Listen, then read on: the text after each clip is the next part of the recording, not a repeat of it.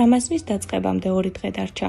1 მარტს მუსლიმები 11 თვის მეფედ მიჩნეული რამაზნის თვეს იწყებენ.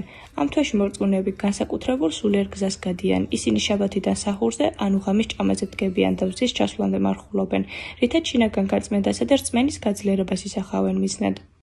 Bütün müsəlmanları Ramazan ayına ყველას ულოცავ დამდეგ რამაზნის თვეს. ჩვენ როცა ვუყურებთ წინაპრების ცხოვრებას, ხვდებით, რომ ისინი ერთის მხრივ საკუთარი თავის სისუფთავეზე ზრუნავენ, ანუ დროულად ლოცულობენ, კითხულობენ ლოცვებს, იცავენ მარხვას და მეორეს მხრივ სხვებზე ზრუნავენ, განსაკუთრებით კი რამაზნის თვეში სიღარიბეში მცხოვრებ და უძლურ ადამიანებს ეხმარებიან. როცა მუსლიმები მარხულობენ, მათ შორის შეძლებულ ადამიანებს ახსენდებათ, რომ ამ სამყაროში ბევრ ადამიანს შივშილთან და გაჭირვებასთან უწევს ბრძოლა. თუ ასეთი ადამიანი სინდისის ხმას მოусმენს, ხშირად იწყებს თავისი სიმდიდრის გაყოფას, სიკეთის გაკეთებას და გაჭირვებულების დახმარებას. ამ წმინდა თვეში ჩემს ქვეყანას და აქ მცხოვრებ ყველა ადამიანს უსურვებს სიმშვიდეს, კეთილდღეობას და ბედნიერ ცხოვრებას. რამაზნის თვე განსაკუთრებული მნიშვნელობის მატარებელია მუსლიმებისთვის, რადგან სწორედ ამ თვეში დაიწყო წმინდა ყურანის ზეგარდმოვლენა.